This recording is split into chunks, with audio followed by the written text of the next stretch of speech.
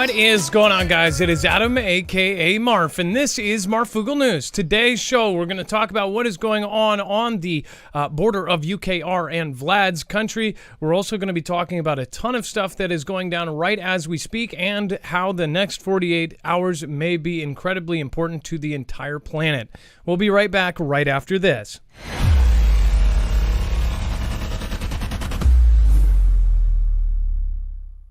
Nothing in the show should be considered legal, medical, or financial advice. The views of the callers can differ considerably and do not necessarily reflect my opinion, Dex's opinion, or anyone else who works with the show. You should always do your own research and consult with professionals. The internet is full of fake news, so please take everything with a grain of salt. If you have not already, it helps us out if you end up going through any of our affiliates, and it helps you out if you end up protecting yourself against cybercrime. NordVPN is one of the best and one of the easiest to use. If you do not have a virtual private network, it protects your IP address, which is your online identity, which actually connects to your real address and everything else.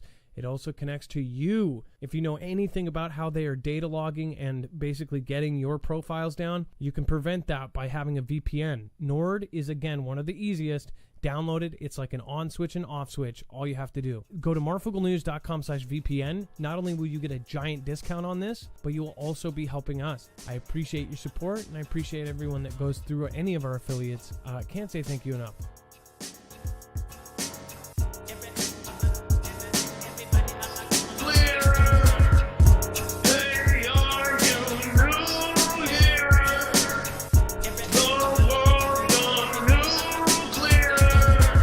All right, what is going on? It is Adam, aka Marf, and this is Marfoogle News. Today we have a ton to go over in a short amount of time, so if you are new here, remember you can go over to marfooglenews.com and you can sign up for our notifications if you're not getting them from your desired platform. And then also on top of that, you will find a full bibliography for every single article, tweet, video, picture, document that we put here. We do that bibliography so you have a source for everything that we say. Unless it's in an opinion, it's going to be over on the website. Now, when you go there, you'll see it's organized by thumbnail. You will look for what tomorrow may hold the next 48 hours. When you click it, you will see that it will bring you to every single article, tweet, video, picture, tweet, document, tweet, tweet, tweet. All right. Made sure to get tweet in there. And then on top of that, at the very bottom, the yellow bar, that is where there is going to be overflow/web content. All the stuff that we could not fit into the show or is too sensitive, that is down there on the website. Now, there's also caller info on today's show. It is a call-in, so the number is 224400MARF. That's, again, 2244006273, and that number will be scrolling right down below me. If you do want to call in, I'd highly suggest getting in early, right after I introduce Dex. The phone lines will be open. Speaking of Dex James, my internet brother and co-host / awesome guy, let's bring Dex James. How are you doing and what's going on? Well, hello, Adam, and hello, Foogle fam. I am doing just fine. So at the very end, by the time of the end of the show, all of the callers, even if you call in and if you end up having information or a video to share with us, that information will be down at the very bottom of the page, and this will be updated by the end of our live show. So very, very useful. Also, the search bar in the upper right, you can go through any of our shows. They're all archived. Any source or article that you have seen here on the show or you partly remember it, type in a couple keywords up to the corner, and you'll be able to find the show that we talked about it and the articles that went with it. Michigu, John Jackson, JM264, Melissa Fitzgerald, thank you so much for subscribing. Jason Tajabakiz, thank you for subscribing as well, and welcome to the Marfia. All right, let's get started. We have, of course, 1 in 6 chance of massive world-altering volcanic eruption this century, scientists warn.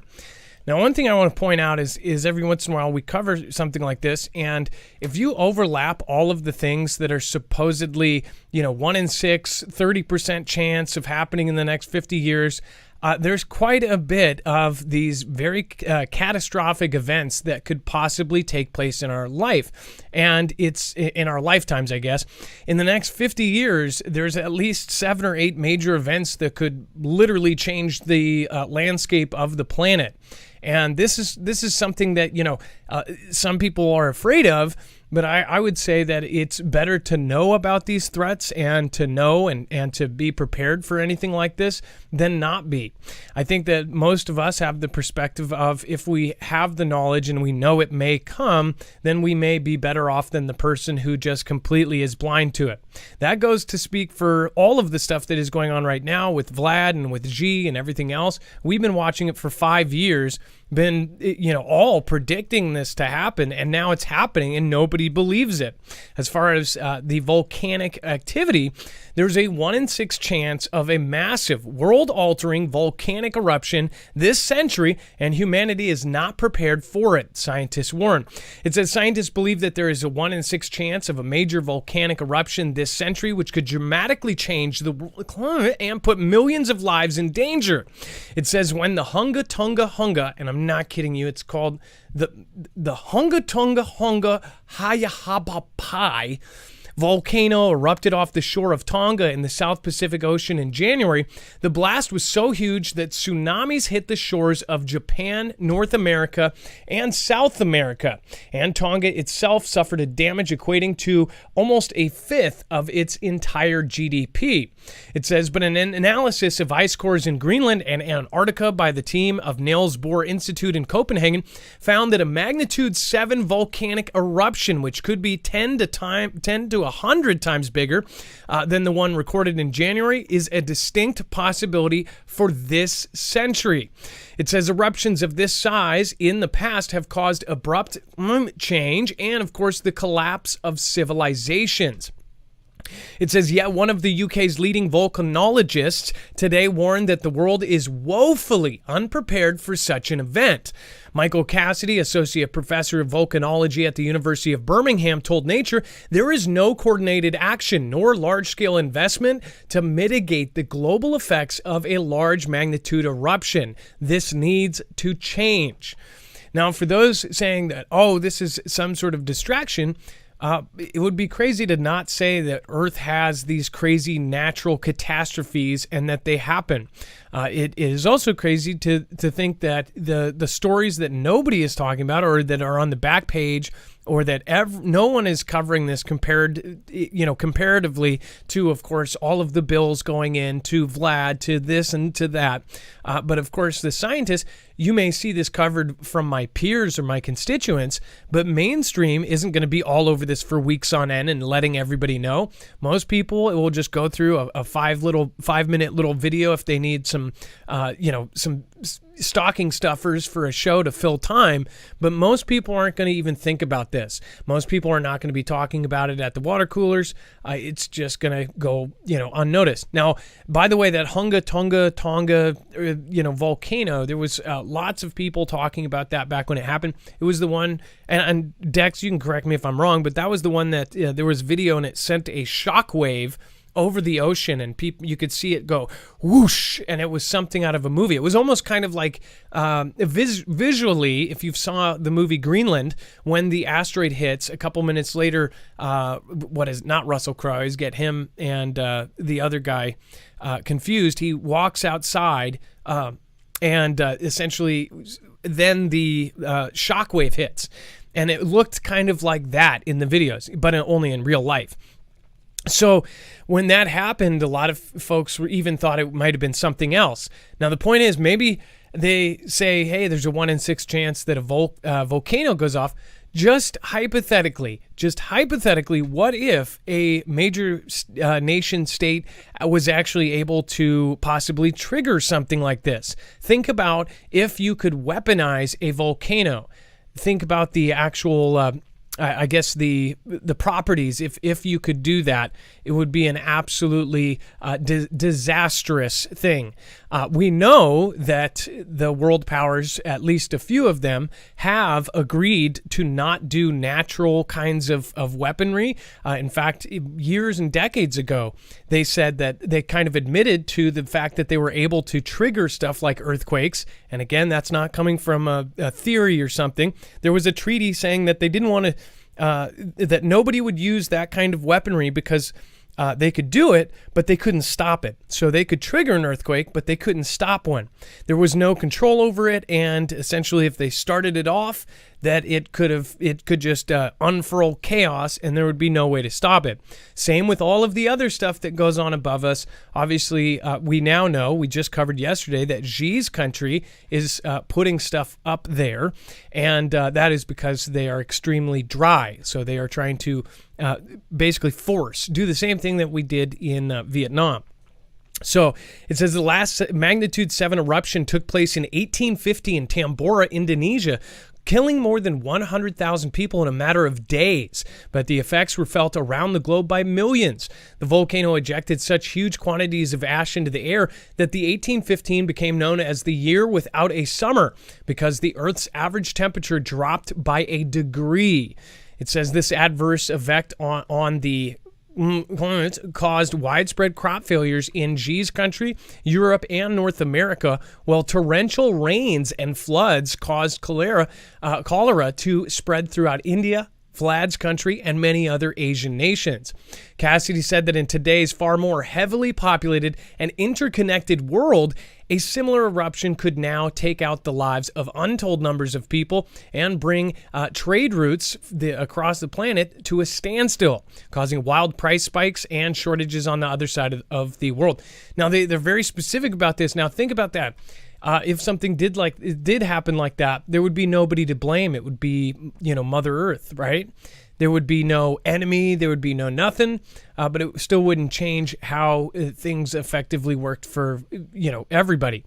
Something like this definitely could bring people together. It also could do the tearing down that would be needed to restart.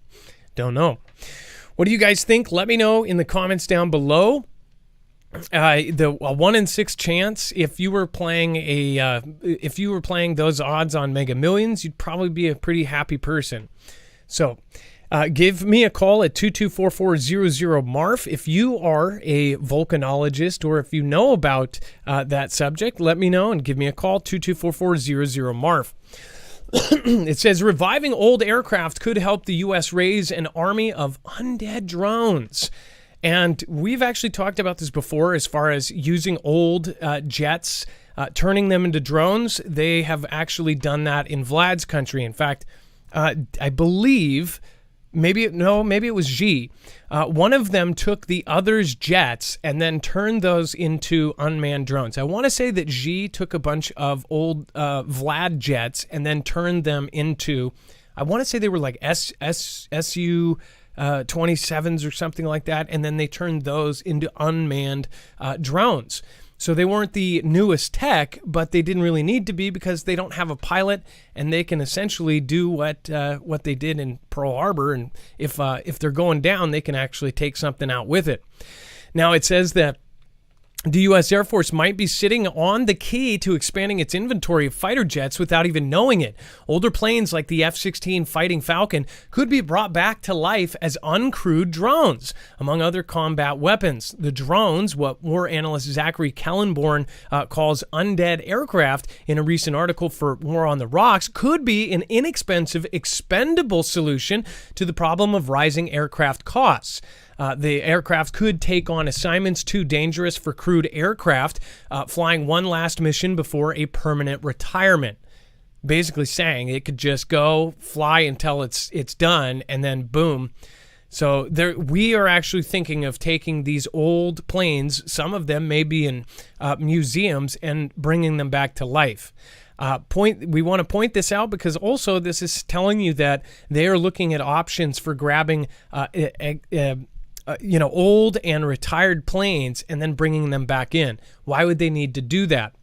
It says this concept, which Kallenborn cheekily terms necroaeronautics, would see planes brought out of retirement from aircraft graveyards, such as the 309th Aerospace Maintenance and Regeneration Group, or AMARG, at Davis Mountain Air Force Base in Tucson, Arizona. And they're in the area known as the Boneyard. Thousands of X-Force Base, Navy, and Marine Corps planes are parked in neat rows in the Arizona desert, where low humidity slows decay. Many are also shrink-wrapped in plastic and maintained. So they've basically been saving these things for something like this. Now the technology has caught up where they can convert one of these without even doing serious work. As we talked about when I want to say G did it, and again, you guys can correct me, it was either G or Vlad.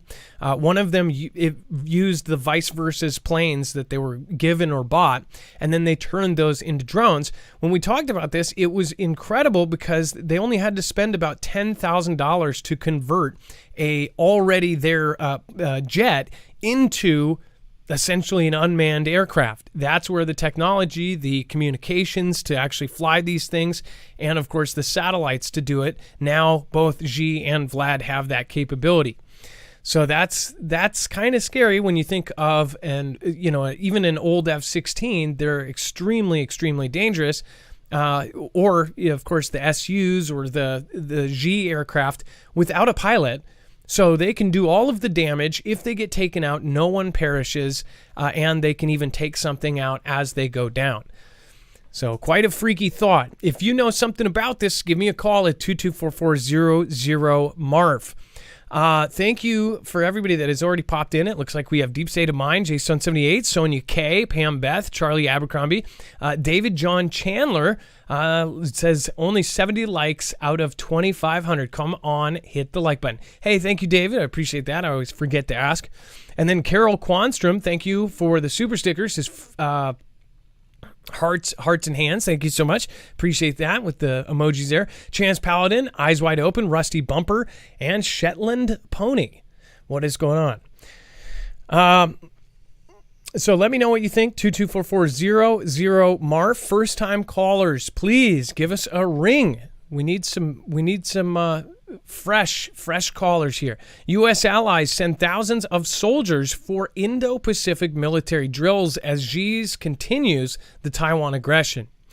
Now, I want to point out, most people are not paying attention too close to this because they say that they're drills.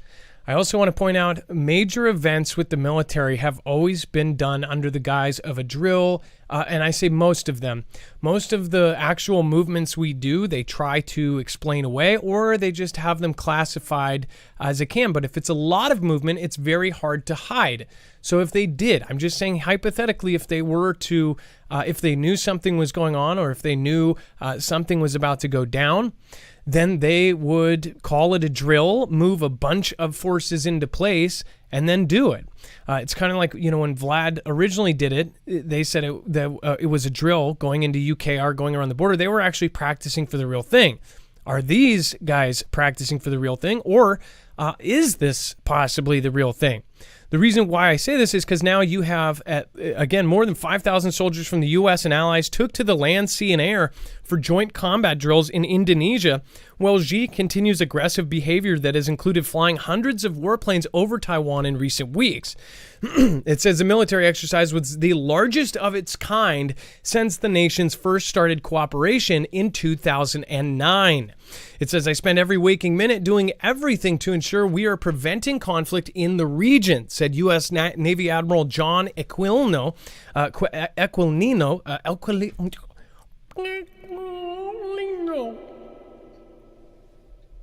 who oversaw the exercise, and that is my commitment to all of my partners. Every day we will try to prevent conflict. It says the activities in the Indo-Pacific region come during a period of heightened tensions with Xi regarding Taiwan. House Speaker Nancy of course, became the first person in her position to visit the island since Newt Gingrich in 1997, ahead of the trip, which had been long rumored before it was confirmed, which we covered the entire time up to it. It says, since then, Xi has fired missiles and gone into Taiwanese sea and airspace, into their ADIZ, and even over the median line, which was something they never did before, or at least they haven't done it in decades. It says this has led to Taiwan conducting military drills of its own, demonstrating its ability to resist Xi's military. Also, we have ships over there. We have carrier groups.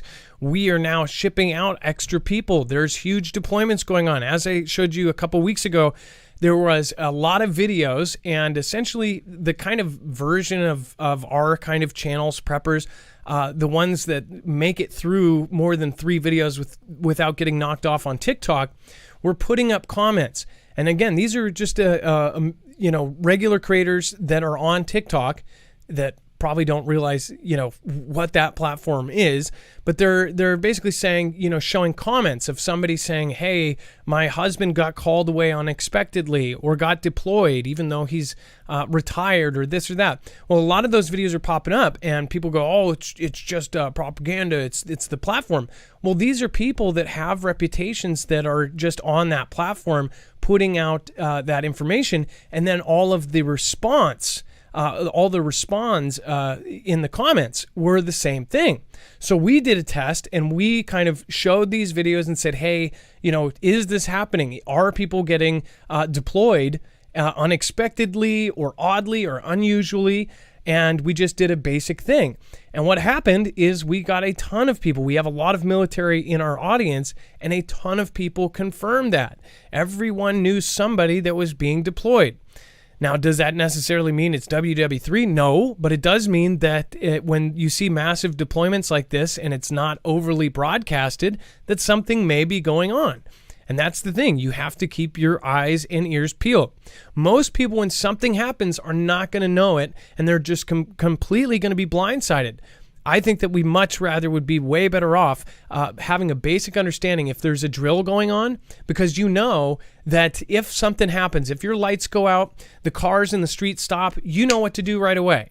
I mean, you should already. If the cars stop on the streets, your lights go out, your phone has no reception. When you have all three of those things, then you know you got to get out of there or start bugging in or start defending or whatever.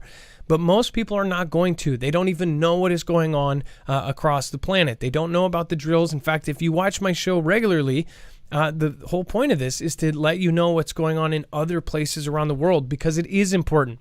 Especially here in the U.S., people have this idea that, that we don't have to worry about things. That's a story that has been rewrote over the last 3 presidents. So I think people should be aware of what's going on globally, because right now there are so many hot points just with human beings. And then speaking of the prior article, it's like we have at least 6 or 7 disasters that could affect the entire planet. Just a thought. So again, let me know what you think. Give me a call at 2244-006273. Make sure to press option 4 when you get to our phone tree, and you will get directly to Dex. We're about to go over to our first caller here, but again, let's see, and I'll pull up everything here. Let's see. Okay. We have Heartbroken Survival on the phone, and while Dex gets Heartbroken Survivor on the phone, let me just remind everybody, if you haven't already, make sure to go over and check out marfooglenews.com/prep. Right now, there is actually the first time ever that they are doing $250 off on a 3-month supply of food. That 3-month supply of food has 3 meals a day for one person for 3 months, and also it has all of the calories and everything needed to actually survive and actually live well for 3 months. Now, that has been $150 off before. It has never been $250 off. That is the biggest discount. Also, this is extremely high demand and low supply as far as freeze-dried foods are getting harder and harder to find. So if you do have the ability to go get these, I would highly recommend it.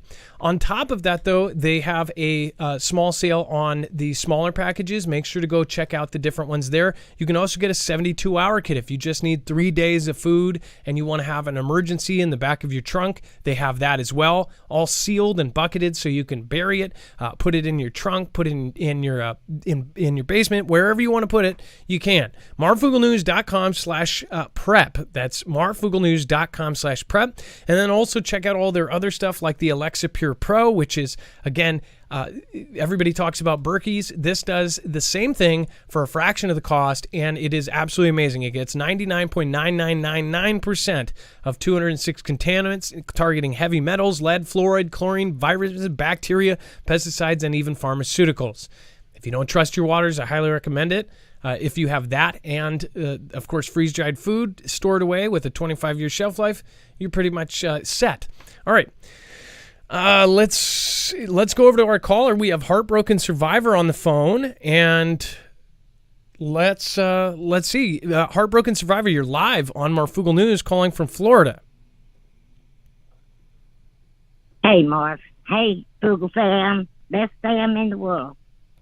Hey, how are you doing? So Marv, I want to talk. what's going on? Sorry. I'm doing pretty good. Back when everything started in December a few years ago, if you know what I mean, I was sitting in my chair and I had a vision and got thrown out of my chair. But you keep getting called a fearmonger. You are not even close to being that. The things that are going to happen in this world, what's going on right now is just the little bitty edges of the page. What I saw was so horrific that I could not think. I prayed for 3 weeks for the Lord to give me an answer, and now I just flip the pages, and it doesn't affect me. I don't like war, and I don't like death and destruction.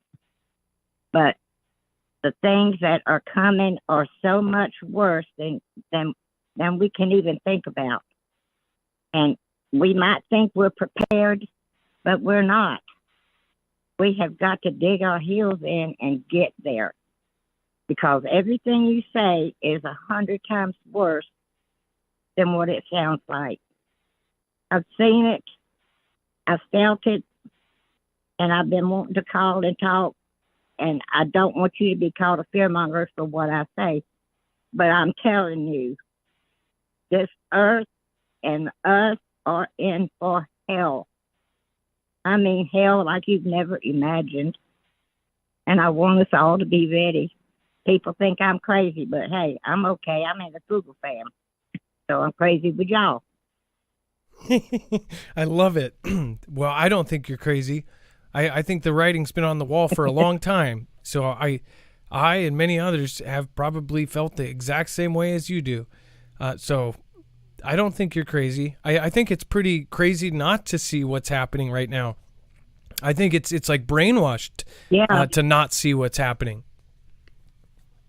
It's like you said, people they just don't think it's going to happen to them. It's going to happen to every living human being on this earth. It will not skip anyone.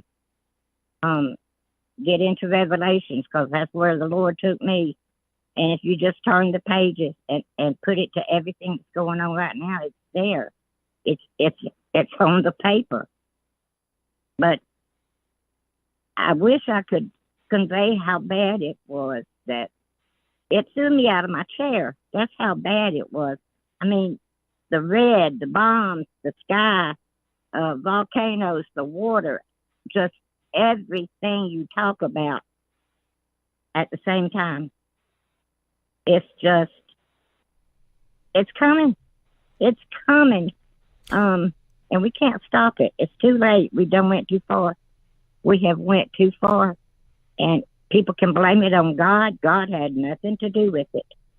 It's the way we've treated the planet, treated the air, and the rich people think they're going to get by getting up in space. Space is not going to be safe either. You don't escape the hand of God. And he's just sitting back watching it because he doesn't want us to be hurt. But we've done it to ourselves. It's like when you tell your child not to touch a hot fire. And they got to touch it just to find out, because they don't listen. And we don't listen. We talk, but we don't listen. People, please listen to Marvin. Please, please do what he tells you to do, because this world, as we know it, is over. And the end is coming. I mean, it's coming. It's horrific. If just one person really gets to their bootstraps and says, I got to get ready, that's all I need, because I've been compelled to do this. I've held it in for 2.5 years. I just want everybody to get ready. Please get ready. Don't give up. I'm sorry, Mark. I sound like a preacher. I don't mean to. Well, that's okay. And your screen name reflects it all. Heartbroken Survivor. I think all of us are a survivor in a way. Also, in my dreams, I saw chunks of Earth floating around.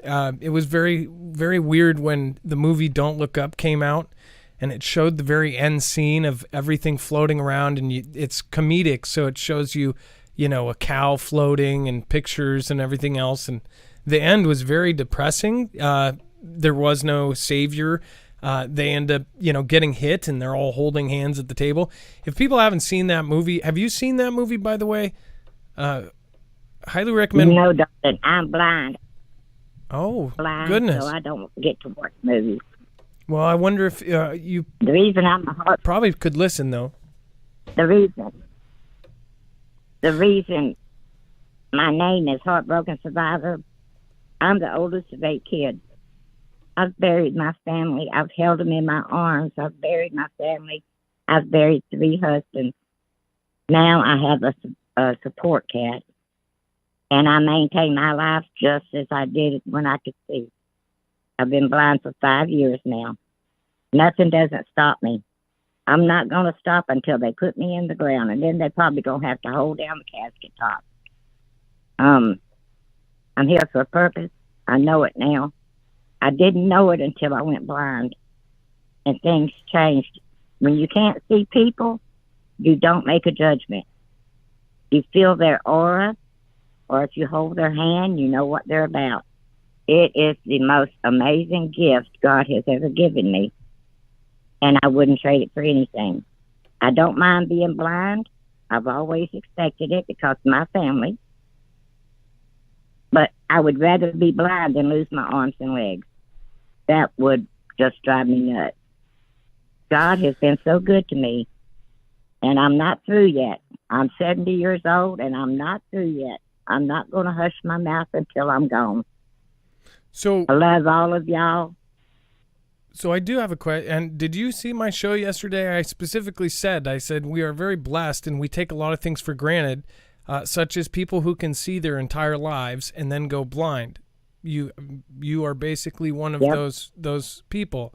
Also, you said, everyone talks, they don't listen. I'm sure that one thing that happens when you do go blind is you learn to listen, because it is a sense that you have to perfect just to get by. And I wanted to make sure I listened to you properly. Well, I don't think you're crazy, and I appreciate your call, and I'm so glad you're here. Thank you. I'm glad I'm here too. I got a Roku TV, and I went to YouTube, and the second thing I pushed up was you. And it was your second show. You was in your car at work. And I have watched you ever since. I know where you're coming from. I know how you and Dex are. I can feel it. You're amazing. I don't want us to lose our channel. And it would be horrible. We already lost a good part of it. And you do great work. And I thank you for it, because you tell the truth. We don't have to always agree. That's not what life is. We're supposed to argue just so we can get the other person to change their mind, maybe. But we do have to love and support each other, because that's the way it's supposed to be. You have to give and take. You cannot take all the time. It don't work that way. I preach that to my 4 sons growing up, that life is a give and take rope. And it is. Well, that's also why, that's why we've kept to our promise. We try to just push people up, and even if it sometimes backfires on us, we keep doing it. And actions speak louder than words. So I appreciate you, and I'm so glad to talk to you today, and it was a blessing to have you call in. Thank you. Thank you, darling. God bless all of you, and keep the faith, stay strong, and do not give up. You can't give up, not as long as you can breathe. I love all of you. Talk to you later, Mark and Dex and Maud. All right. Well, God bless you. Have a wonderful night. That was Heartbroken Survivor from Florida. Heartbroken, by the way. I know you're not there anymore, but if you can call back again, I'd love to talk to you. One question I forgot to ask is, so she said she had a vision. She's blind.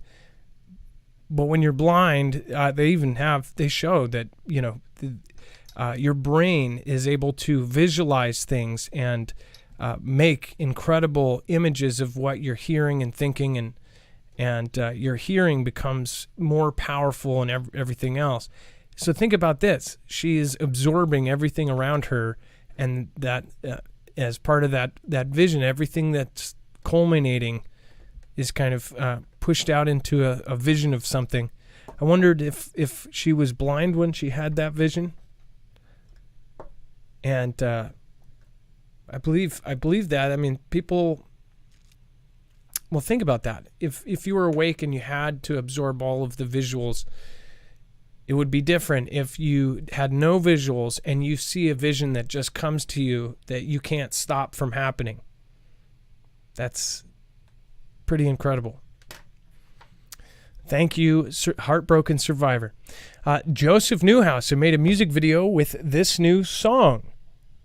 Let's see here. Attention. Joseph Newhouse, thank you for your support. And I didn't get even a chance to watch your last video. Julie Grothaus, thank you for the super sticker. I appreciate that. Carol Quanstrom, thank you so much for your support as well. Thank you for the super sticker as well. Looks like a parrot. And then Pat W. Adam, did you look up the compass 40-degree point? Pole shift connects everything. Pat W. No, I unfortunately forgot to. I wouldn't tell you I did if I didn't. But I will try to do that. Charles Woods, thank you so much. Question for Adam and Dex. What happens to a compass when it hits the 40-degree position? So that was the last question on the show yesterday. Pat W., I apologize. I've not seen that yet. I have not looked it up, at least. G's factories are shutting down again, but not because of the CV. And people still aren't paying attention. This is like that guy that said, I've ordered 50 things off of Amazon and everything came from G's country. Something is going on. There is purpose. I won't say that. I'll say my opinion is that some things are being done purposely. They are shutting down factories. It says that mere months after widespread CV lockdowns in Shanghai disrupted supply chains and forced manufacturers to halt operations, Xi is again seeing an uptick in factory shutdowns. This time, though, the culprit is not the CV, but an intense heat wave and drought across Xi's south, around the Yangtze River Basin. Now, we just showed you yesterday that they are actually going up to the sky, going all over the place to make it rain, literally. And it says around the Yangtze Basin, water levels behind dams are depleting, curbing electricity generation at hydro power plants, just as air conditioning demand is spiking. To prevent power outages, authorities in Sichuan province, which relies on hydropower for about 80% of its energy, they have ordered factories to halt operations.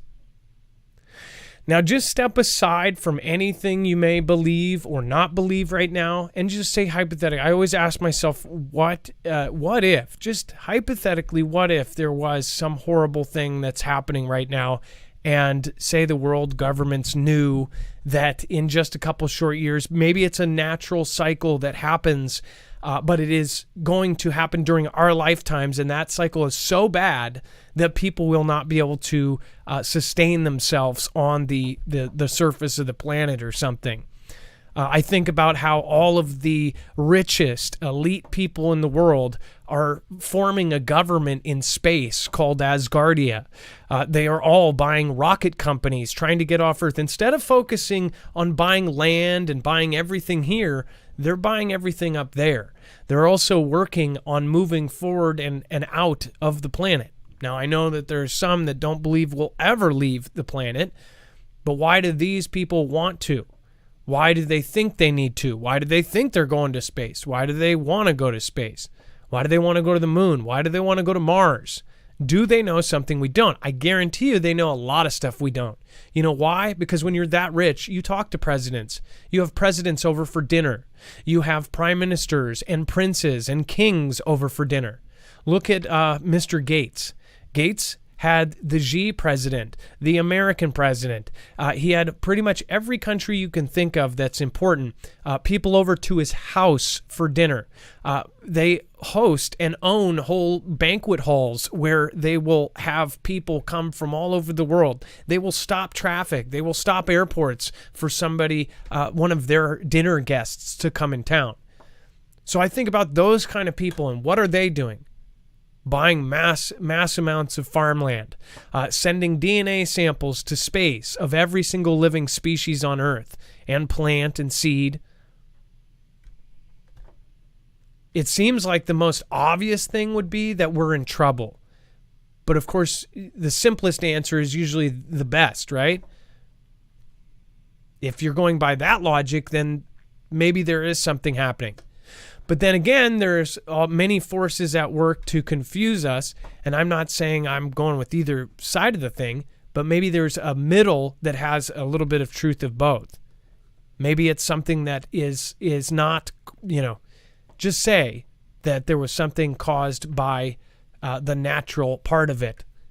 But yet it's all about timing. And we just happen to have made civilization during a bad time.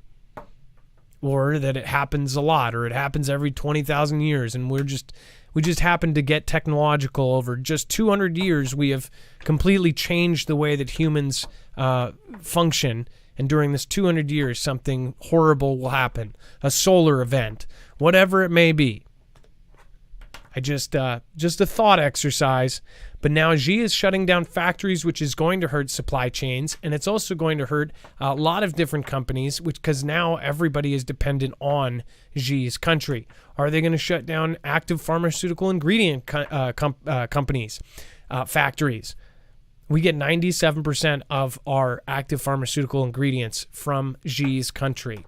90% of all of our antibiotics. And again, the APIs, those are made to make those antibiotics.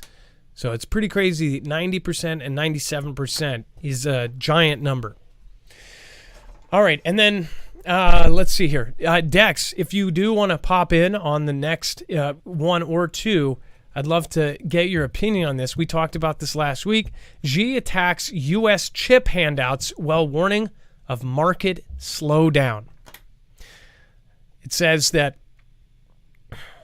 Xi lashed out at a $52 billion program to expand American chip making, saying that the landmark blueprint contains elements that violate fair market principles and targets Beijing's own efforts to build a semiconductor industry. It says the U.S. CHIPS Act, signed into law this month, and again, this is something we covered back when JB, our president, did, or vice, you know what I'm talking about, the B administration did that speech and said that Intel, he had the guy from Intel stand up and say, soon we'll have our own chip company. We'll make our own semiconductor chips and everything will be back to made in America. Which tells me that they're not expecting to have that Taiwanese factory for too long, sending stuff out to the rest of the world, or at least that something's going to be going on so bad that those semiconductor chips will not be shipped out.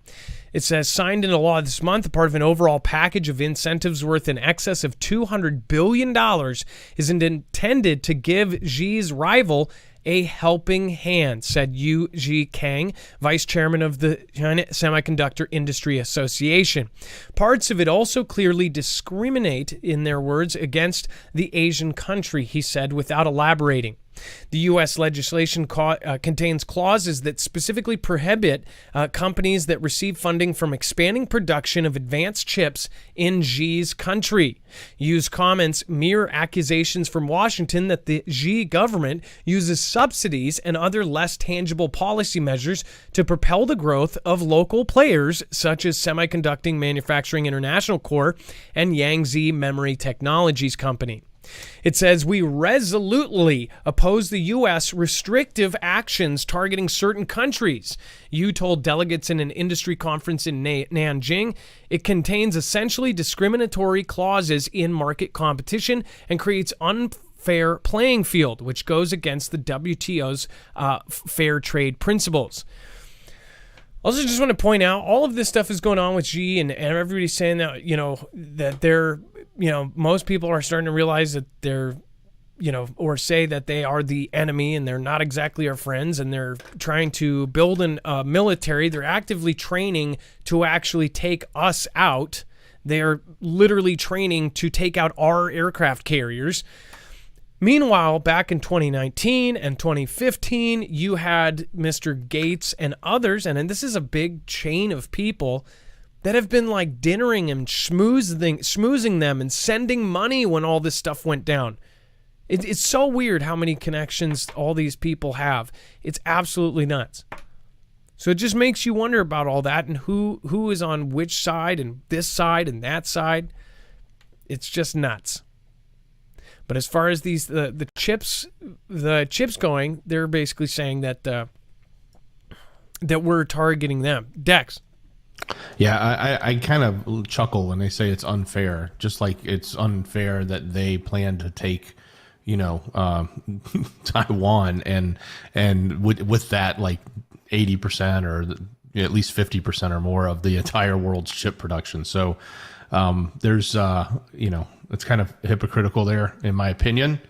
But I do understand why they're saying it, but I also understand why we're investing to not necessarily be so beholden to importing something that is so obviously imperative to everything in the future, which is microchips, right? Everything's digital. You can't buy anything nowadays doesn't have some sort of chip in it if it plugs into a wall or has a battery.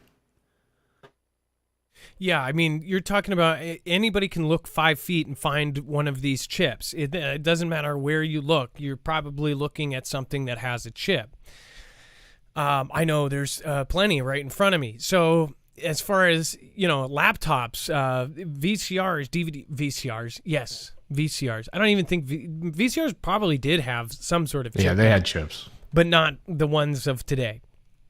Yeah, they were old. That's like the second time. I'm stuck in VHS days. I wish we could go back to that. Be kind, rewind. I prefer Betamax. Oh, are you laser discing it? Or what's going on? Xi renews threats, condemnations after U.S. announces formal trade talks with Taiwan. Dex, what do you think of this? This is even a bigger kind of. It seems like we're just going to keep going, right? Yeah, we're poking the bear, I guess I should say the Xi, the dragon, because it's the other country, but we sure are poking with Nancy's trip, with other dignitaries then going over, with the drills and two drills now, and now saying that we're going to set up formal trade talks, which, on one hand we trade anyway, but I guess it's more significant when you call them formal and you set them up, and create new trade agreements, and it's almost akin to recognizing them as a country, even though I know we say as a country that we don't, but we're doing everything in our power to make it sure look like we do. Yeah, I mean. Anyone looking at this from the outside, and I'm sure, and I would love to ask some of my viewers from Europe or Australia or anywhere else, what does it look like the U.S. is doing? Does it, from an outside opinion, somebody who is not in this country, and I understand that our media is very persuasive over other countries' medias, do you think that it looks kind of like our top people are trying to get us into a conflict? Or is that the idea they want to give us? Do they want to make us think that we are going into a WW3? Do they want us to fear it? Are they controlling us through that fear? Let me ask the chat. I'm going to, again, I'll turn on the chat so we can go over. What do you guys think about what is currently going on? And especially, please, my European viewers, any viewer outside the United States, let me know what you guys think. Bear Pig Dragon, Android Architect, bear pig. I loved the show Chips. Survival game, that was very relevant. Thank you. I did too. Very, very good. Chips was a good show. Thank you, Survival game. Absolutely. Ilea is hilarious. You guys got to check out her channel, Survival Game. She should be doing a show this weekend if you haven't checked her out already. Casmiero Cervantes Shera, great to see you. Hey, thank you for welcoming new people. Maleha Mom says, looks like they want a WW3. Good point, Marv. Our thoughts and prayers matter. Visualize what it is we do, what we want. CR user. Idaho Mike Prepping says, I'm watching reruns of Chips. It was a good show. The movie, not so much. The Chips movie was pretty bad. That's my opinion. Smart at Stealth Mode. Hey, Rip Curl, what's going on? Wonderful mod. Check out all of our mods' channels. Paul Barbacano says, man, that caller trust broke my heart. Just broke my heart. Oh, Chewy Weather. Very sweet. Very passionate. Pole shift extinction level event, says Pole shift. C. Buxton says, no, it looks like USA fighting G. Oh, I wish I would have saw that one. It went by too fast.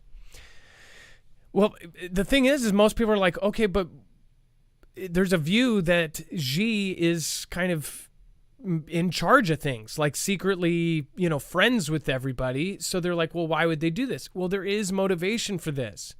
Think about collateral damage that they're stuff with they're okay with losing.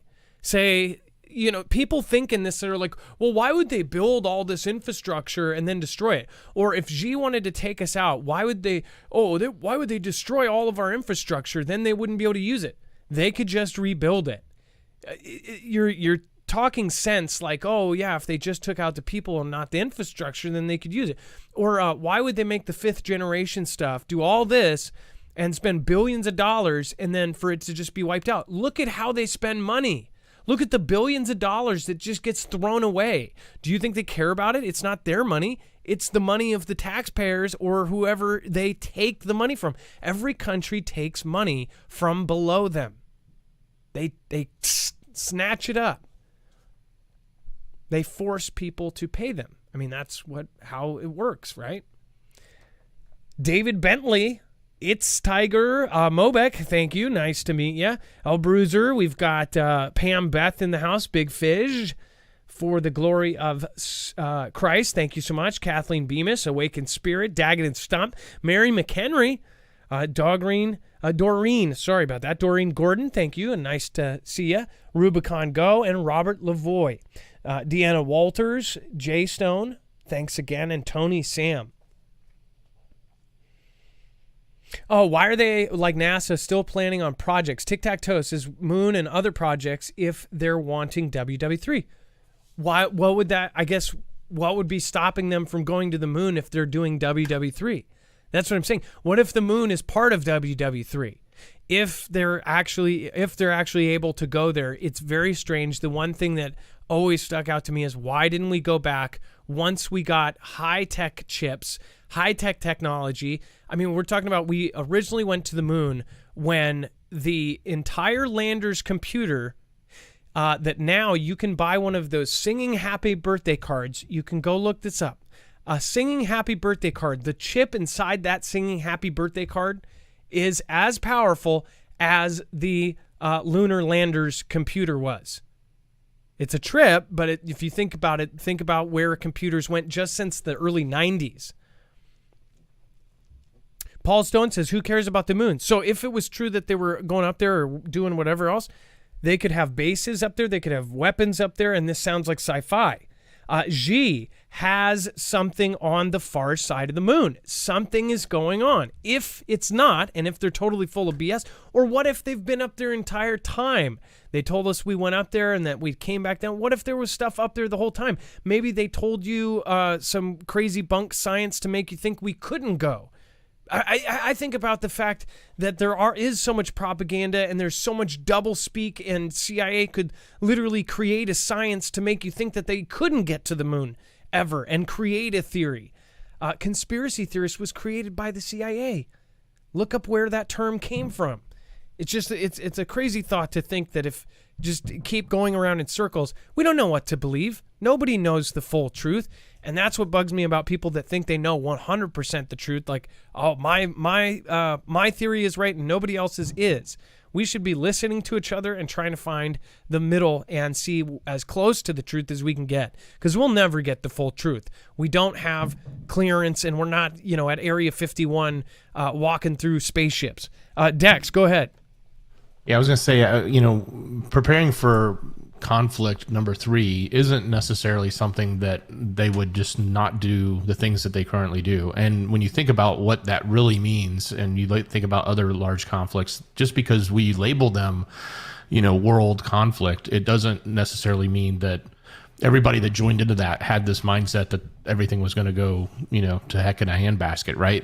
Whoever was participating went into it participating in an idea that they were the ones that were going to be victorious. So, if Xi is going to enter into anything, which would more than likely be Taiwan and maybe other countries around there, it's not because he's doing it because he thinks the world's going to go to heck in a handbasket. He's doing it because he thinks he's going to win that. And so he wouldn't stop doing all the other stuff that he's doing. Well, it's also that people think of, and correct me if I'm wrong, please tell me in the chat, people, when they think of World War III, because of the nuclear aspect, they think of it as the end of the world.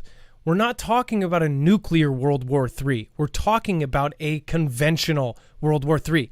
There will be countries and whole places running like normal. While WW3 is going on, there will still be being business done. You can still go into a small business and buy something. Because the parts that are not, the actual locations that are not involved, they're going to run business as usual. But at the same time, business as usual may have a son and a nephew and a niece that are getting shipped off and deployed. That's how a war works. You will know somebody that is affected. If they do a draft, will be business as usual. New York will be doing its stuff. They'll have the stock market going. Well, guess what, though? You'll see a bunch of guys getting drafted away. Everyone, if it did happen and if we had a draft, everybody would know somebody who perished in this big conflict. But people think of WW3, and this is part of the reason why people don't want to accept it, because if you think of it as an end of the world thing, then you're like, no, that can't be there. Especially if you're religious, then you think, oh, it can't be WW3 because then that would be the rapture or this. I'm saying it's completely separate. This is a war between humans. This is humans fighting other humans. It doesn't necessarily mean it's the end of the world. It could be before. It doesn't have to be end times to have a world conflict with, 25 countries involved. Go ahead, Dex. Well, and for it to be a world conflict, it only has to, really be 2 major fronts, right? So if UKR continues and NATO gets involved and, Xi goes to Taiwan and, the allies over there, including ourselves, get involved, then that's classified as, that would be considered a world conflict, right? Yep. But it's everybody thinks of WW3 as the end of the world. I don't think of it like that. I think of it as all sorts of different events going off at the same time. The major countries fighting each other, sending people off, sending people away. Somebody says, and don't forget, even if it's orchestrated, even if you have that belief, right? Some people believe that all of this is just, the leaders, playing their own games with each other, right? If you have that belief, even if that is true, if we don't know, we'll probably never know. But even if that is true, it still affects everyone, right? It affects all of us because we're the ones that have to, pay the bills. We're the ones that have to send, our loved ones into it, right? And then when I say us, I mean everybody that's not at the top, like the rest of the common people in no matter what country you're in. If you're in G's country or UKR or in Vlad's country or in America, right? When you have to send your, sons and daughters off to engage in that, that's the sacrifice that we all have to make, even if you believe that it's orchestrated versus, organic versus being, a true conflict between adversaries. Yeah, exactly. It's it's going to be something that nobody has ever seen. It's going to be wild. It's going to be a conflict that no one has ever imagined because of the technology involved, the tactics, and what ends up happening. That's my belief. What's yours? Let me know. 224-400 Marv. We're about to go back over to our phones again. Joseph Jesse, thank you for subscribing. Markham Hayseed, thank you for subscribing 18 minutes ago. 9 minutes ago, M, thank you for subscribing. T-Man 2020, thank you for subscribing. Biscuits, thank you for subscribing. Hey, welcome, guys, and I hope you hit that notification bell if you want to see more shows like this and you want to keep up with all of the current events. Then make sure to hit that. Carol Lee, thank you for joining us and subscribing. Julie Grothaus, I said that right. Julie Grothaus, thank you for your support. All right, and then before we go over to our next caller, it looks like who we have on is Last Rebel, first-time caller. Well, you get Last Rebel on. I want to remind everyone, if you haven't already, make sure to go over to marfooglenews.com/EMP. Actually, somebody just said it will be an EMP, not a nuke. Well, think about it. If they do an EMP, it will fry the electronics, and that's where people go, oh, why would why would the countries that are trying to take over, why, if they invested all these billions of dollars in the fifth generation stuff, why would they then destroy it to where it can't be fixed? That may not be what happens, but also, too, they will rebuild it. They actually have the ability better than we do to redo grids and things like this if they took control. The crappy part about it is if our grid got knocked down, the transformers, the big ones, the ones that really matter, the ones that you take out, I think 9 in the U.S., you only have to take out 9 of these, and the entire grid goes down, and it would take anywhere from 12 to 2 years, 12 months to 2 years to fix. They say 12 to 18 months. We don't even make those transformers here. They make them in one of the Asian countries. So it's like, how in the heck did we set ourselves up like that? And if that happens, well, as far as an EMP, no one would perish right off the bat. It would happen. It would knock out all the electricity. You cannot, in the rules of engagement, if somebody hit us with an EMP, we would normally hit them back with an EMP, but if you escalate it, if you go past that, so an EMP wouldn't actually take lives by itself. The blast would not actually affect many people. It wouldn't even affect people, right? But it would affect our electronics. All of a sudden, lights out. The reason why they say 90% of us would perish in an EMP is not because of the blast. It's because we would not have access to fresh water. Water is key. That's why, again, we have told people the most important thing is is pretty much water. Food and water. Those are the two things. But water is something that you will need a lot of. So you need to have it. If you want to protect yourself, though, or at least you can get an EMP shield. They make different devices for different things. Their car model is the most popular because what it does is it is easily in about 10 minutes wired into your car. And it uses the frame of the car to ground the signal in less than 500 trillionths of a second before it's able to fry your car battery and all of the devices inside. And what it does is it means that your car will run while nobody else's does. So again, they make an EMP shield not only for the car, they make it for RVs, boats, motorcycles. If you have a motorcycle you're planning on bugging out on, then you definitely look at that. They also make it for generators. They make it for your home. The home version it has to be professionally wired in. That can actually protect everything within a certain amount of feet away from where it's wired in. So imagine having, if you have a smaller house, you can pretty much protect every device that's plugged in within a certain range of it. So that is what the EMP Shield does. Now, again, EMP Shield is also working with agencies like DHS and DOD to try to help, fix our grid. But our grid is so behind, it's not even funny. That's why when T-Man signed that executive order, EMP Shield was one of the first companies mentioned in that EMP resilience report by the Department of Homeland Security. When we started with them, they were a tiny little factory, and it was before they got these giant contracts. They were making these by hands out of Kansas. Stan Deo and others were the founders of this company. And then after those contracts, now they're, of course, still making them by hand. It's 100% American owned. It's a veteran-owned company. But now they have expanded. They're building new buildings, and they're building them, but they are still selling them to consumers. They started out with consumers and regular people. Now that they're, of course, selling them, we were actually worried when they first did that. We thought, man, they're not going to be able to keep up with the government stuff, and they're not going to be able to sell EMP shields to civilians. But they still do. So again, go over and check it out, marfooglenews.com/EMP. Their founders basically want every home and every car protected, but that is a huge goal. It's kind of like I want to be an astronaut when I grow up. It's nearly impossible. So go to marfooglenews.com/EMP. You can protect yourself not only against EMP, but a solar event, a Carrington level event. This is actually rated up to 228,000 amps for solar flares. So either way, solar flare and the CMEs will happen. It's a matter of time, and we're overdue. About 10 years overdue. Happens on average every 140 years. It's been about 150. All right, that's marfooglenews.com/EMP. When you go support them, you support us at the same time, and you get a $50 discount on each device. If you have 3 cars, you will get $150 off for 3 devices. 2 cars, $100 off. So it works like that, and it stacks on top of any sale that they're doing. All right, let's go to our next caller. We have, let's see here. We have Last Rebel. Last Rebel. Hey, calling from Kansas. How are you doing? And let's talk about what you had. You had an experience?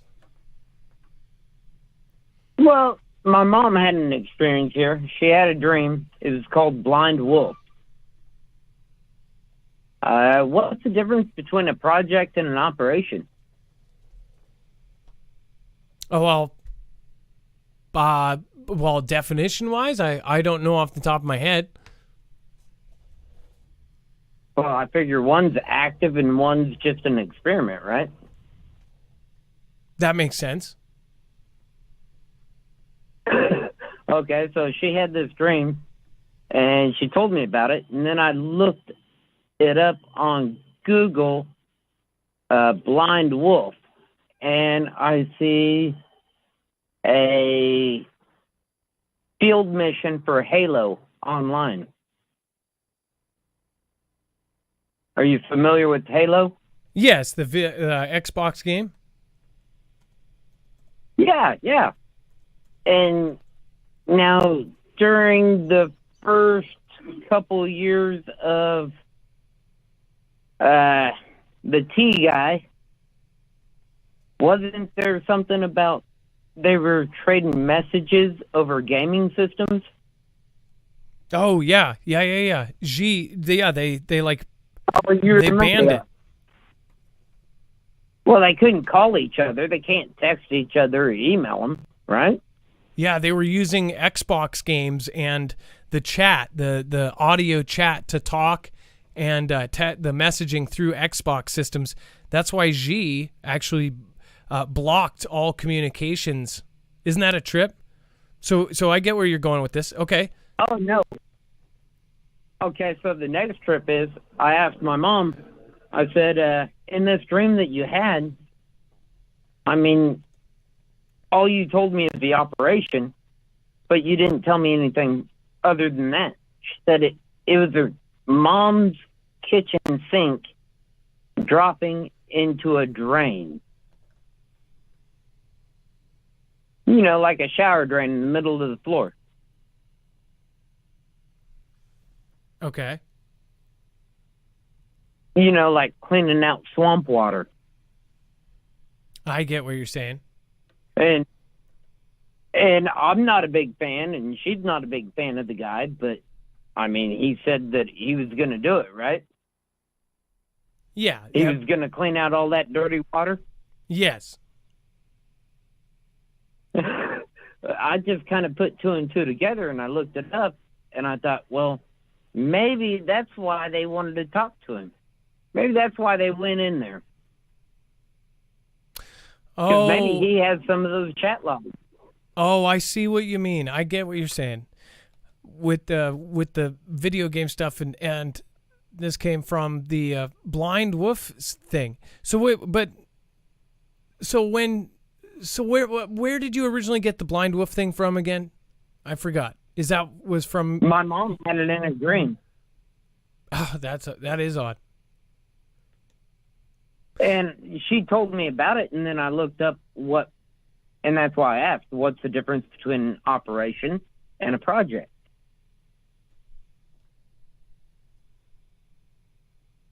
Because her dream was operation.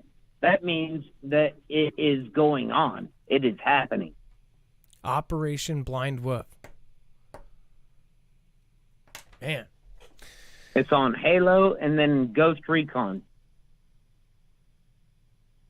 Well, I know that as far as video games, so people kind of poo-poo what video games are doing. A lot of creators and different people and constituents and peers, they talk about predictive programming in movies. But you have to realize there's a giant chunk of people, especially adults my age. We grew up with video games, and a lot of people my age play video games. I'm not a huge video gamer. I play a couple cell phone games, but that's about it. But I know people that have been playing their entire lives online. They talk, they have groups, they have, I'm sure we have plenty in the audience that play Xbox Live and, PS5 and all of this. If you were to do predictive programming, if predictive programming was true, basically the video games now, if you didn't know, are like full-length movies. In fact, they're longer. Some of them are 38, 50-hour campaigns with basically 50 hours of video. And they have put so much stuff, like the one game I did play was the Metal Gear Solid game, the last one, and it had a lot of weird stuff that related to real world, and in fact, a lot of the stuff ended up coming true or happened a couple years later, and it was like, what the heck, But these video games, like the Call of Duty franchise, is giant. It's one of the biggest franchises in the world. They've put lots of weird little symbolism in those games, lots of weird stuff. So as far as your mom's vision, though, again, it's just weird how sometimes we end up going down, a path of research, and it might come from, something completely out of left field, and it ends up, bringing you information you never, ever would have thought to look up. So very, very interesting. All right, Adam, I got a couple more questions for you, and it's going to be real quick. All right, go ahead. Okay, so I work in Wichita, Kansas, and I build airplanes, extrusions, and some of the parts are very scarce. We cannot get the material in. Okay. Right? So, I understand they want to bring in all this robotic stuff. But we got kids that can't even tie their shoes. How are they supposed to accommodate to this world? Because we got kids in high school. They don't have a machine shop. No, they don't. Oh, okay. So you're saying they almost need robots because the kids are not educated enough now? They don't have the same upbringing that we did? They're setting them up for decline. That's a good point. Kids they're not even taught how to read an analog clock. They're not taught how to do cursive anymore. They're not taught a lot of things. I'm very surprised what they are teaching. They're teaching, all sorts of political values, even in elementary school.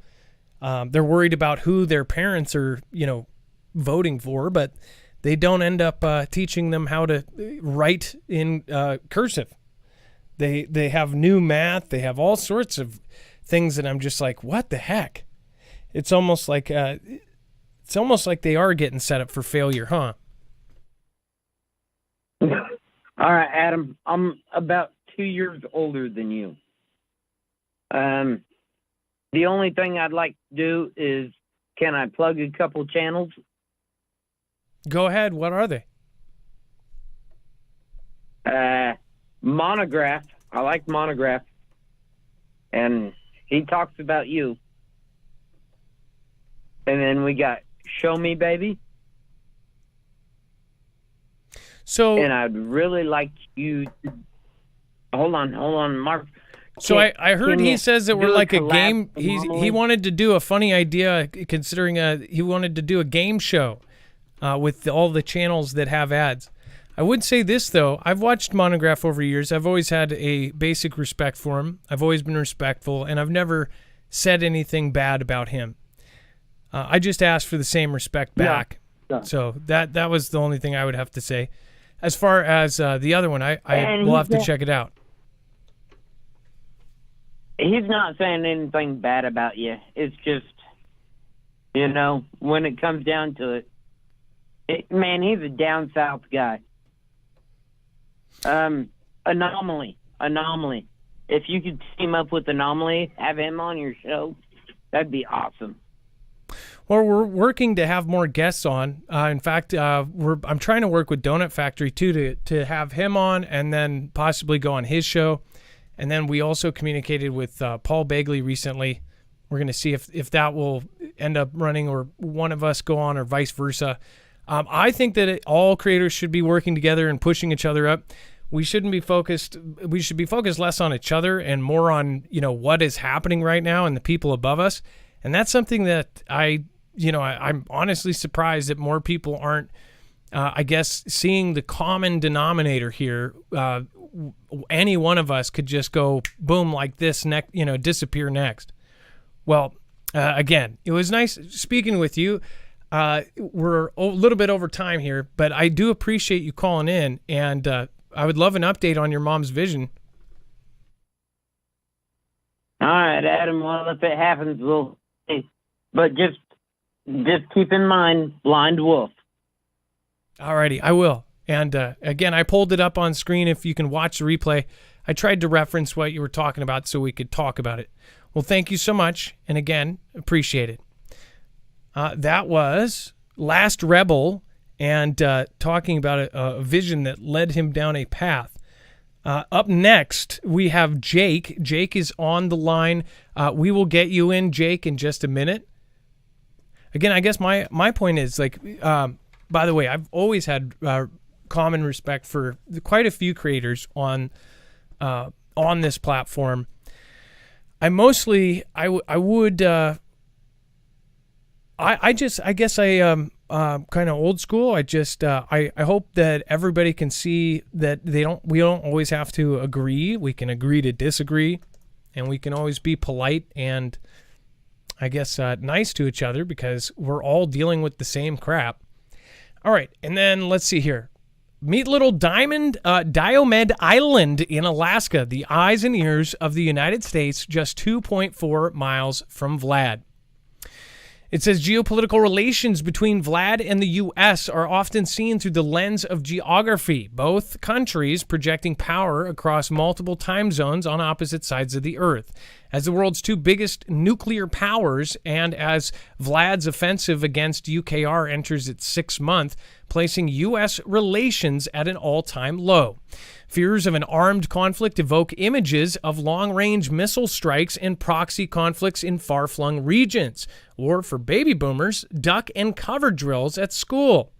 Yet in the middle of the Bering Strait, there are Americans who can literally see Vlad from their homes. It says we're back door of the country, or the front door, rather. Edward Suluk, a 55-year-old lifelong resident of Diomed, and it says, told Insider on the phone interview. Vlad troops stationed at Big Diomed Island, situated 2.4 miles away, will yell in English at any boats venturing too close to their shoreline. They have even been known to fire off the occasional warning shot, Suluk said, adding he's never personally heard a warning shot. It says we're safe as long as we sleep good at night. Suluk told Insider, noting that Suluk told Insider that life on the island has changed dramatically since Vlad invaded UKR. We keep the eyes and ears. And this is the city of Diomed, Alaska, on Little Diomed Island, has a population of 83 people, according to the 2020 census. Big Diomed Island features a similarly barren landscape to Little Diomed Island. And I'm sorry if I'm saying this wrong. Diomed Diomede Island, but it's also a small Vladian base and a crashed Soviet Lisunov Li-2 aircraft from 1972. Big Diomede is a time zone 21 hours ahead of Little Diomede, and it says, but both islands have clear views of each other, and the Alaskan city faces directly across towards the cliffs of the bigger island. And it says Little Diomede remains unknown to most Americans, but that's changed a bit in the past several weeks. In the burgeoning subgenre of Google Maps themed TikTok videos, for example, a post by Map Nerd about the islands already has 1.6 million likes on the social media app, which, by the way, if it has 1.6 million likes, that means that thing's got millions and millions of views. It says virtual travel to Little Diomede remains the best route ever unless you charter or commandeer a boat when the ocean isn't frozen. There's only one way to get to Diomede: by helicopter. Pathfinder Aviation offers helicopter trips to and from Diomede from Nome on Alaska's western coast. These include emergency flights, which the company says are available 24 hours a day. A representative from Pathfinder declined to comment for this story. It says Bering Air, which is also declined to comment for this story, ceased flights to Diomede after a storm broke up the frozen landing strip in 2018. We hope to resume service in the future. 2018 is rather unprecedented in the history of the islands and has remained ever since, according to Alaska Magazine. It says the change is real, and it is demanding that we people must learn to live around new seasons, weather, ice conditions, and even the loss of our culture. Opik Okinga, Diomede's environmental coordinator, told the magazine, soon we won't see the manners we practice, the practice that our ancestors gave us to survive. For more than 3,000 years, the Ingalikumut people have navigated the islands and surrounding ice sheets, conquering the conditions and rocky surfaces to live off the fish and other natural resources in the Bering Strait. So, again, so Dex, by the way, so they're not only seeing more action coming from Vlad, but they're now, have you noticed how much the change pops up in every kind of article as far as, you know, stuff happening? It's everywhere. I think that was something we had talked about a year ago, maybe a year and a half ago, that they were going to start pushing that that information into the media, and now it's literally in every other story. It seems like there's a way to talk about it. They add it in, but if you go back to that picture at the top, the maps picture. That's kind of crazy to think about, that, you know, we have Americans living that can literally, you know, shout, although you can't necessarily hear somebody 2 miles away, especially over all the noise of the ocean, but see Vlad's country and technically see into tomorrow, because the date line is right there. So it's actually it's the next day when they look over there. But yeah, they must have an interesting perspective living on the edge there, given the state of things today, especially with the base over there. Well, there's 83 people. They can technically they can throw a time traveling rock. That's pretty cool. Now, Vlad being 2.6 miles off the coast, but of course this is up in Alaska, so this is in basically the Arctic region. I do think it's also interesting that say that it sounds like a small village of people that's lived there for a very, very, very long time. I also think it's interesting that their ways are changing. So you'd almost think a decent sized fishing boat from Vlad's country could go across and literally take over that island with with a small group of people, and claim that they've invaded the U.S. Well, and then turn around and leave. Then they said, isn't Nome somewhere you can only get to by a small plane or something? And you guys can correct me if I'm wrong, isn't Nome, Alaska, a place that you have to go by small plane and you can only go up certain parts of the year? And then to get to this place, you have to first, and I'm pretty sure it's Nome that does that, to go to Nome, you would have to then do that thing, and then by helicopter go from Nome over to this little island. So it doesn't mean, even if they did take it, they'd probably be like, whatever. But those 83 people would probably be pretty pissed off. They would probably say every person on the island perished. And then a couple days later, like, oh, actually they took them prisoner and But on their way out, they were saying, F you, we'll never be taken. And 2 days later, they're like, oh, we just dropped our guns and let them come on. That's never happened before. To this day, I've never heard of Diomede, but this was very enlightening, and it's really interesting that they were so close together right there, and populated. And not then, big, but still there. Dex, do you want to go over? Vlad calls in organized crime syndicate to shake up failing army in UKR. It's kind of funny. We're talking about this. I laughed when I read this because it's just like, okay, what's next? He calls in the circus performers and the elephants because they're pulling out every last string they got. I mean, the story is, the headline that's going on. We report these all the time because that's just what they keep pushing out, and they really make it out like they got nothing left and they're digging deep, and we're gonna have to call the crime bosses of the country so we can bring them in. Because we need some leaders. We need somebody to take care of things because we're losing everything we got. So, that's sort of the message here. It's rather on one hand it's comical, on the other hand you sort of have to take it with a grain of salt because how information that comes from that part of the world is, whether it's Ganda or whether it's it could be Ganda from their side or our side or whatever, or it could literally be true. Who knows? But this was kind of crazy to think that things are so bad that the army needs to call in the crime syndicate bosses in to run things. Well, yeah, and they're basically saying that every narrative we have seen is that now they have weapons, but they don't have people, apparently, or that's what you get this idea. They're saying to all these other countries, we'll take anybody, we'll arm anybody, you can go in there and fight. If you were another country, if this was true, nobody would be volunteering to do that. They're like, wait, so they already went through all their guys? I personally don't think that they have even started to use their real stuff yet. People act like they're so backwards, but they have spent half their GDP this entire time. We're talking $1 billion, into military like every year. I want to say because their entire GDP is like as much as New York. New York has a GDP of like $2 billion. They have spent like 50% of their GDP on military, and that's their budget. Like they have crazy stuff. They also have high-tech stuff. People think that because it's a certain country that they don't have high-tech stuff. A genius or an inventor or a scientist can be born in any part of the world. I mean, it's kind of almost not racist or it's kind of crazy to think, how many geniuses were of different nationalities. It doesn't matter what nationality a person is, especially since the next Einstein or somebody else, they could be born anywhere. Xi and their country, people say that they're so backwards and they can't make anything. Are you kidding? Look at the actual culture of the Chinese people.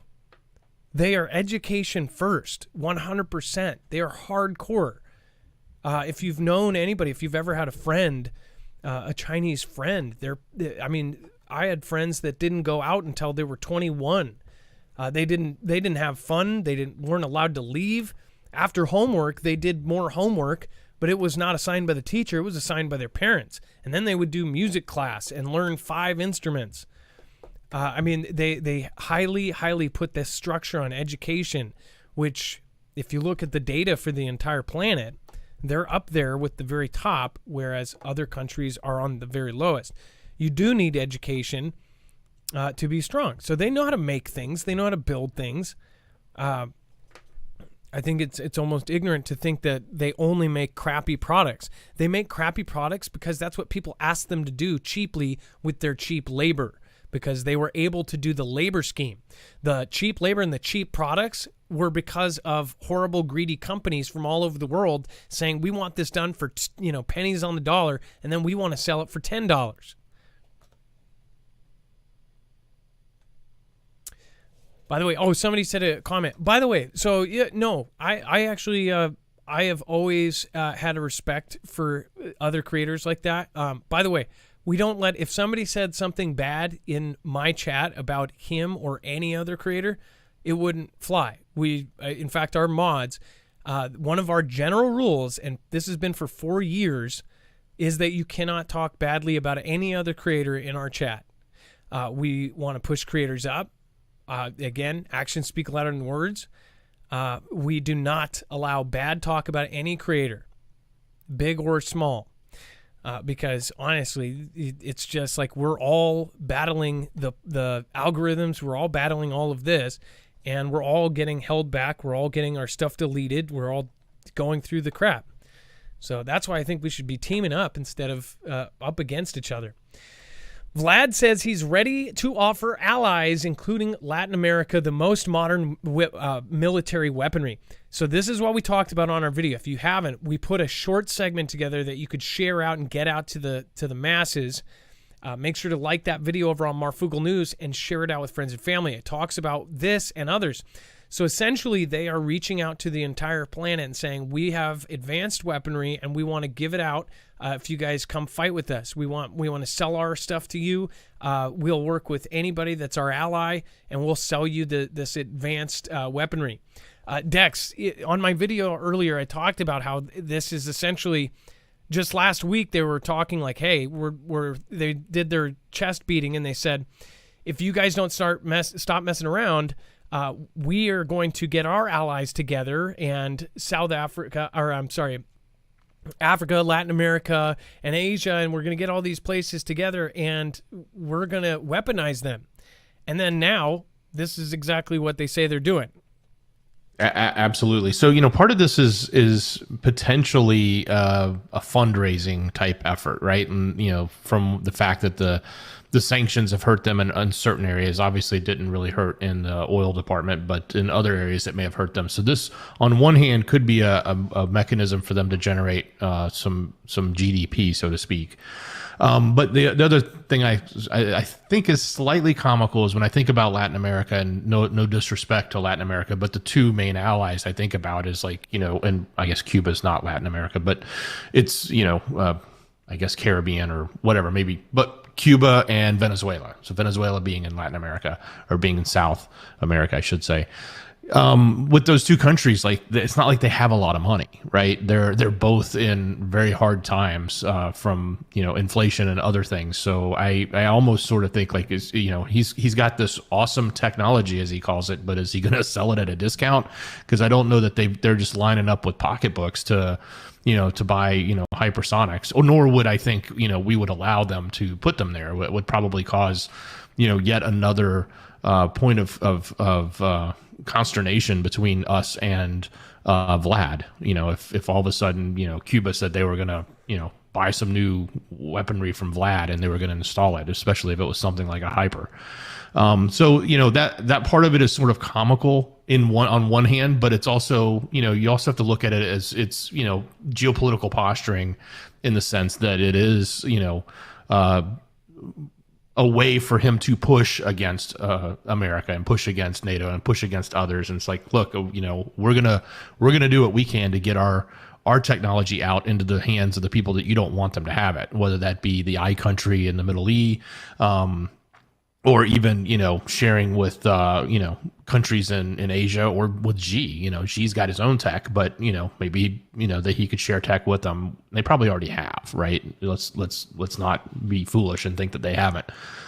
But if that proliferation of their tech, if it is really as great as he says it is, if that's a lever to be used, or a stick to be used against the West, I think that's really what he's trying to do here is sort of poke back. Well, and like we said, it seems like they're making and forming sides. They have met. Vlad has met with Cuba. Vlad has met with Xi. Vlad has met with India. Vlad has met with all of these different countries. Vlad has met with Venezuela. Mad Vlad has met with a ton of leaders in just the last 2 years, including before all of this went down. It's and especially around the time that he was doing the drills He was doing all of these meetings with countries, and we were showing you this going, sounds like something's going down. He's meeting with Cuba. He's meeting with this. He went on this tour before he did all of this. And during when he was doing the drills where everybody's like, hey, 100,000 troops are on the border. And he stayed there and he goes, oh, we're just kidding. It was just a drill. But he didn't tell him that time. Then he pulled it back and then he did it again. It's sort of, it seems like that first time when he didn't tell anybody it was a drill, it was this or that. It seems like that's what Xi is doing with Taiwan. They're basically setting up. They're getting everything lined up. They're finding the little problems and what could happen. They're wargaming it out, and then eventually they're going to do it. They've said it straight up. Xi is not the kind of the country that will put all this out there for their public, and then 10 years goes by and they don't do anything. Not anymore. They said that they would have the largest military or the largest navy. They did that. They did it in like 6 months from when they announced it. And everybody laughed at him like, haha, yeah, you'll have the largest navy. And then all of a sudden we're reporting and it's like they have 100 plus ships more than us. How did that happen? How did we fall behind in the numbers? Period. In anything, aircraft, amphibious ships, navy, whatever it may be, how did that even happen? Not to mention all their secret kind of, they have fishing boats turned into stuff. Now they have 28 wagons with missiles. We'll talk about that here in a second. And we'll also talk about what's possibly happening tomorrow and the next day, in the next 48 hours. Dex, let's get our next phone caller in. Again, while you're loading her up. Jake. I want to remind everybody that this show is brought to you by Energy. Energy, we are actually powered by an Energy Flex 1500. Again, this is a solar generator. It is absolutely silent, which means it is not going to be heard from blocks away like a gas-powered generator. This is powered by the sun. Now, also, you can charge this at just like a battery bank or one of those smaller battery banks you see for your phone, only this is a giant version. You can actually plug it into the wall if you don't have solar panels yet and have it ready. So if you need a couple days of power, then you have it. Or you can expand it. This is the coolest part. It's modular. It can be expanded up to 96 batteries. You can virtually make an entire wall of batteries and last as long as you need. It is also cool because they actually connect in their own footprint. There's no external wires, and you can actually do it in stacks of 5 and then connect those. This is really cool, too, because it can also be modded to accept and input and more power. So where it comes off right stock, if you have a base unit and a battery, you can plug in up to 4 panels. If you get a supercharger mod, it goes in between, and you can actually triple that. You can put in 12 panels into one battery, or into, 12 panels into 2 batteries, or you can keep doing so. So that's what's really cool about it. It is very flexible. It is silent. There's less maintenance because there's no running motors, and you don't have to purchase gas to do it. In fact, as long as you have sun, you have free power. It's marfooglenews.com/energy. 4 panels charges it to one battery up to complete in about 4.5-5 hours. And that's depending on how sunny it is. But again, the supercharger, I'd highly recommend it if you get that package. Upwards of $170 off when you use our code there. And for us that do these ads, again, this is to support. I have not only supported other families, but we have given back to the community. And this is a way you guys can help us do that. So I appreciate all of the support from you guys. Again, I understand why people don't like watching ads. I completely understand it. But we also don't get treated like normal channels, and most of other channels know about that. When you talk about controversial stuff, we're not getting treated like we're a camera review channel. So I do appreciate those of you that support and the ones that are patient through the ads. I know nobody likes ads, but that's why we only choose products that we 100% believe in, use, that will make your life better, or that will save your life. I know that the My Patriot Supply, the food, has already saved lives. People have gotten long-term survival food from us and have been stuck in just a local disaster, and they have used it. I know that this will end up meaning that somebody will have power to power their CPAP machine or to power their oxygen machine or to power something that will save their life later down the road. If it doesn't have to be an SHTF situation for things to go bad, that's why we're recommending if you have a backup like this, it totally makes sense. Of course, everybody wants one. I don't think anybody says, oh, I don't want one of those. Everybody wants one. They're expensive. That's why not everybody has one. It's not like we can just run out and get one like it's a bottle of water. But when you do buy them, you want to make sure that you're spending, you're putting that as an investment. You want to invest in something that's going to last a very long time. That's why we also pick the best out there. Less people are going to buy it. If we pick the cheap one, more people would buy it, and that would mean more commissions for us, right? But again, we've picked the best one because I believe it should be like old school, where you bought a toaster and it lasted for 60 years. They realized, well, if we make toasters like that, nobody's going to buy another toaster for 60 years. Then they started making them like crap and better bottom dollar and making them over in G's country. That's why I believe in this. I think it's going to last people a very long time, and it's an actual solution for a real problem. So go to marfooglenews.com/energy. Use the code Marfoogle for upwards of $170 off. It's an amazing product, and I know a lot of people are excited to get theirs. I know people are very patiently waiting through the waiting list to get one. There's a waiting list. It's no joke. This is lithium is in high demand and low supply. So make sure to get your name on the list soon. All right, Dex, let's go into our next caller. We've got Jake. Abnormal military air traffic. By the way, I've heard this so many times over the last couple days. New Jersey just had a fleet of jets fly over after military helicopters. New Jersey folks were hitting us up. Now Jake is talking about something, and he actually has pictures or videos. Jake, are you live? I believe so. Can you hear me? Yes, I can. Jake, you're live on Marfoogle News.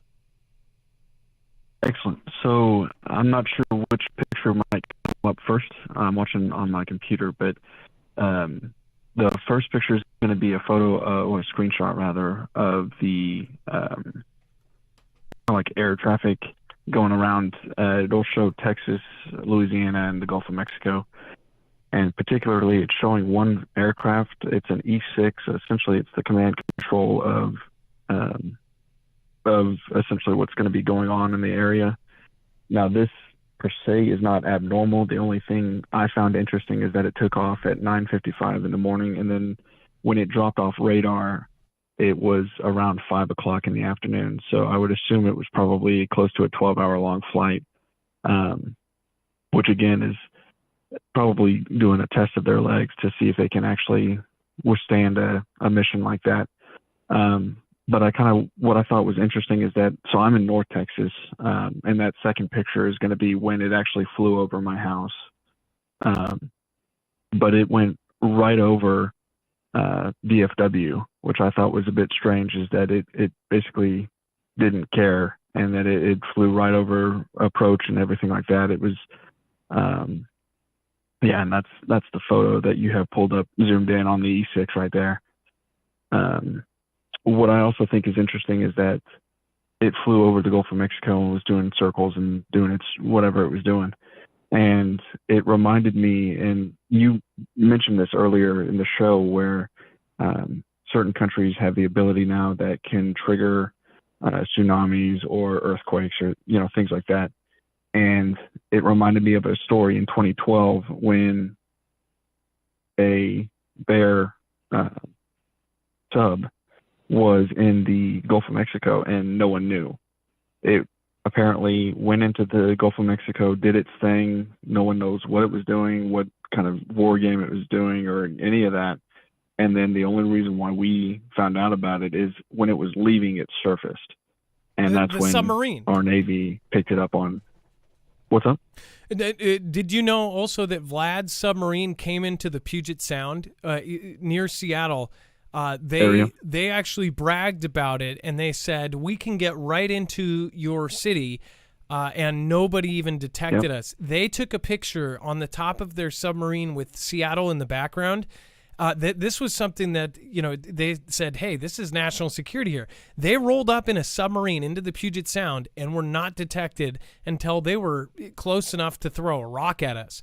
I mean, we were talking about that story earlier of this crazy little island in Alaska being close to Vlad's country. They were in our Puget Sound. Everywhere's close. Yeah, I mean, it's incredible. And they have long-range stuff on all those submarines. So for them to be even that close, exactly, that's incredible. Not good, to say the least. No, not at all. And what was interesting is that that's basically the entire Gulf of Mexico. They said that they were in there for several days.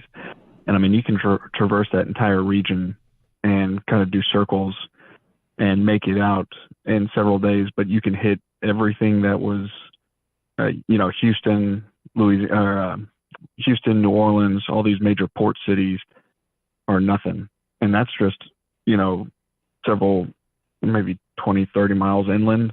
I mean, that's not to mention you have Carswell here, which now is the Joint Reserve Base. But, I mean, you can hit that. You can hit a missile at a certain range can actually be launched and hit Whiteman, which is the only base for B-2 bombers, or boomers, excuse me. The Spirit boomers, the stealth. Yeah. And speaking of that, there were two of those that flew over or are now in the region of G. And currently I also have notes that there were, and this was mentioned in the chat earlier as well, but there's 4 B-52s that are going to the UK. But what I found was interesting is that there's no real game scheduled, and they dropped live ordnance on a range over there. So they were carrying live stuff, and they, dropped a payload and an ordnance, they dropped that in this range. But, I mean, they could have kept going easily because, I mean, those guys have outstanding range. And what was interesting about this E6 here that you have pictured is it flew north of me and then hooked right, so it flew east. And then all of a sudden, this KC-135, that took off at 9:55 as well, met it and refueled it. So, and then that's right when it dropped off radar. So, I mean, this thing could have been in the air for another, whoever knows how long, because these guys are meant to stay up in the air for a while, because that's essentially what is going to be commanding and controlling all air traffic in the region. So I thought that was interesting. I figured I would bring that up to you guys. And then throughout the show, I was taking notes, and you mentioned the moon and how much of a role that would play if anything were to pop off. And one, I completely agree. I think that space, whether it be, I know that certain people don't agree, and there's a discussion on whether it exists or not, but whatever it means, I think that the military thinks it exists, and they have invested heavily in controlling it. I mean, that whole concept of Solar Warden comes to mind, where it was some dude hacked DARPA one day and pulled a bunch of files, started reading it because he got bored, and then all of a sudden he found this thing called Solar Warden, and it ended up that it was this deep sky work project that they were simultaneously doing when they built the SR-71, and effectively it was just a high atmospheric cruise ship, essentially, aircraft carrier of sorts, and it has several ships that go with it, and it's deep space, and no one really knows what it is, no one knows what it's doing. But if this file is to be believed, which, I mean, I've looked into it, and I think it kind of is, it's literally just circling the sun right now. That's the last entry, was that it was last seen orbiting the sun, and it's going to come, but it's human made. It's, from us, and we are a lot deeper than people realize. And then there's a book that comes to mind, mentioning the moon again. There's a book that comes to mind called Mutineer's Moon. And effectively what it is the moon is considered to be a starship that, lack of a better term, ran out of gas. And so the crew that was on the moon mutinied against the commanding officers, and they came down to Earth, and all this stuff happened. Well, what I think is interesting is that whenever that test happened with China, where they launched the rocket and the moon started to ring for hours. Well, the only thing I can think of that rings is metal on metal. And if you launch a rocket at the moon and it starts to ring, well, maybe there is validity to the concept of the moon being a starship. However far-fetched that is, you never know. But I just think it's an interesting concept. Did you see, especially because the book came out in the 60s. Did you see Moonfall? Now No, I have not seen Moonfall, but I want to. It's not. I mean, that was actually one of the. It's a bad movie, but the concept. Yeah, I mean, it's bad as in like, it's got horrible. In my opinion, bad acting and the lines are like, oh god, you roll your eyes a few times a minute. But of course, the graphics are up there with really good end of the world movies. But it's like silly. Like water is hitting a lot of stuff didn't make sense. But at the same time, they basically say that the moon is like some sort of gyrosphere with some sort of alien race inside of it. I guess why people get so freaked out when you say that kind of stuff is that we have been taught one thing, and I guess my brain has always been wide open because I have believed in something so hard and then found out I was wrong. And then I'm like, well, wait a second. Mm-hmm. If I was wrong about that, that means I could be wrong about all of this stuff. And I never want to be concrete and believe something 100% to the point where I'm calling other people stupid, because I think I've believed something in my own inner truth. I knew this was a fact. But at the same time, over the last few years, they have completely changed things. And I see how they're representing history and in media. If you think about it, even if you don't believe the news is putting out something that you saw with your own eyes, and you're like, that's not how it was.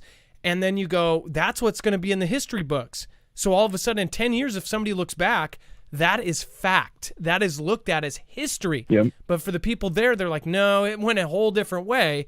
So then I think back to what I learned, and I'm like, well, what if that's why I heard somebody say history is basically the lies that we agreed to write down or something. Like, you never know what's going to be next. We don't know. What if they've had a base up there for 50 years and I just say keep a mind open. Like, what if they made up the Van Allen thing and whatever else?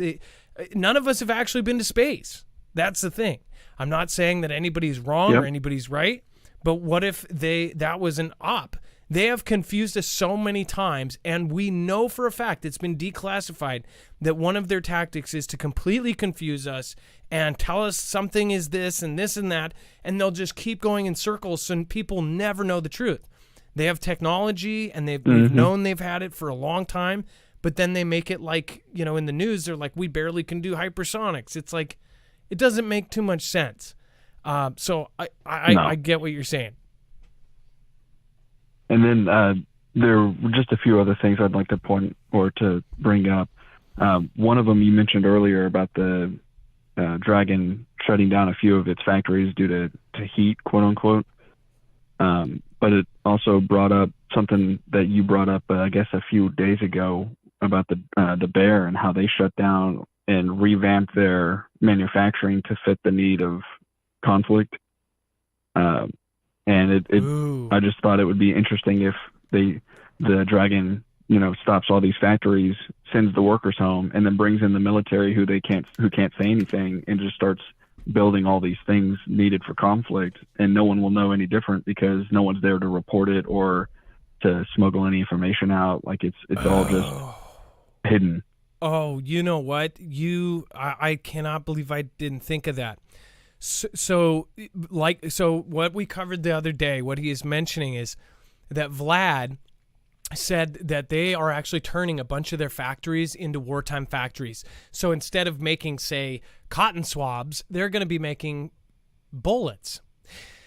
And they're doing it across many, many, many factories. Well, just within 2 days of reporting that, now Xi is saying that they're shutting down all these factories. Well, maybe they're shutting down what they're making. So now to the rest of the planet, they're like, well, why can't we order our, G-made, Dragon-made cotton swabs? Well, that's because that factory's closed because of heat. When really they're actually turning that factory into they're amassing all sorts of stuff in a short amount of time, say building tanks or building whatever, because they're preparing for something big. I mean, yep. Well, and then also a few days ago, actually, I believe it was Sunday going into Monday, the Dragon, because you also brought up earlier about the markets and things like that. Well, the Dragon pulled out of the stock market. The three major companies, one of them being oil, I believe one other being property, pulled out of the stock market. So, I mean, that alone will cause enough strife within the market to actually like slow it down. Of course, we haven't really seen anything yet about it. But what's interesting is that for whatever reason here lately, whatever bad news shows up, the markets rise, and whatever good news shows up, the markets fall. So I'm almost kind of curious to see what actually the outcome is going to be if these three major companies pull out. Are we actually going to see anything, or is it just going to be business as usual because it's all inflated anyway until it's not? And then the last thing I want to bring up is the bear country, and how you were talking about how the agreements and everything like that, or the not agreements, but rather they will send all the high-tech stuff to Latin America. I would also like to remind some of the viewers that they currently have an agreement right now with Venezuela, and I believe Cuba. I'm not entirely certain. However, or in regards to airbase usage.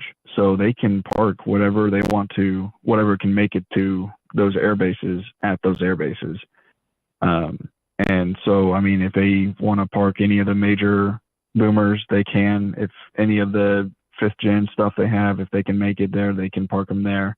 And so, I mean, like, as much as we would like to, the notion of being, completely isolated because of two oceans, well, I mean, they already have subs in the Gulf and Puget Sound and boomers in a few miles south of Mexico. And let's face it, a 30-minute flight with a range of a rocket that they can send off having, a couple hundred miles.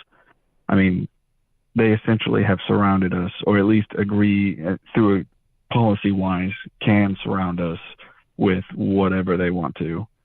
And I just think it would be beneficial for a lot of people to kind of wake up that it's not as hunky-dory as the media may like to, with the bear and UKR. I don't think it's going as well as people would like to agree on either side. I think both sides are hemorrhaging right now, and it's just a race to see who bleeds out first. Well, Jake, we're out of time on the show, actually, not even just the call. But I want to say I would love to hear from you again. I know everybody else would too. Of course. And I agree with you on that too. I think that neither side is right. Certain things are being held back, and a lot of things are being misconstrued. That's why we say just don't. Wouldn't believe anything, because they could be telling us something, so we do believe something. It's like every day you should think of it as like maybe this was an acid trip for the entire planet, because none of it could be real. Thank you, Jake, for calling in. I'm wearing shorts, bitter critter. Yeah. All right. Well, thank you. All right. Good. All right. Bye-bye. And I didn't catch that at the end. I think, did he say he was bitter critter? I know bitter critter. I didn't realize if that is him.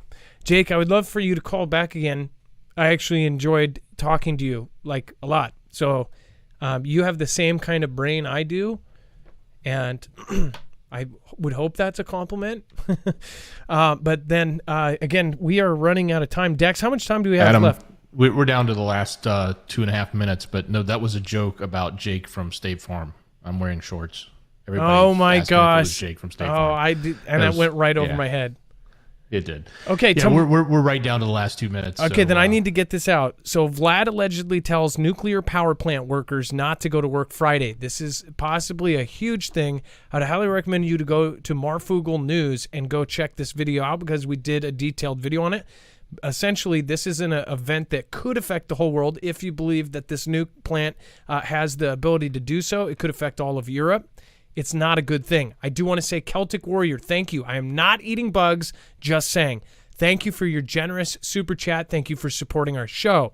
As far as this goes, basically Vlad has allegedly told workers at Zaporizhzhia nuclear power plant not to show up work Friday due to they think that there may be an incident, as we've talked about over the last few episodes, that they are worried about it being shelled and a world disaster happening with nuclear, waste going everywhere and affecting the air in Europe. It would be a big deal if something did happen. Now they're sending staff home, or saying to send staff. That's according to UKR, and they're worried about something happening. This could be a very big setup for something very, very bad, and who knows who's behind what's actually going on. But of course, the world hasn't had one of these big things that's on the news for 4 weeks straight, and we're all glued to the television for a long time, at least not since 2001 of September. So anything like that could happen too. So have your head totally swiveling. Swivel. Dex, go ahead. Yeah, great job. Head over to marfooglenews.com. Make sure you click on the thumbnail for the show because there's a lot going on. You need to go check it out. Open up the show notes link in the description on YouTube, guys. Go read the rest of the story. It's all there, and all the caller information is up to date.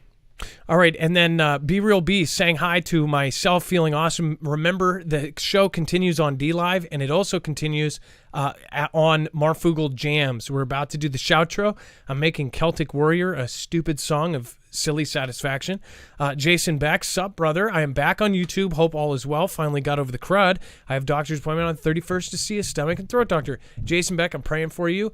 Again, you've been here a long time now.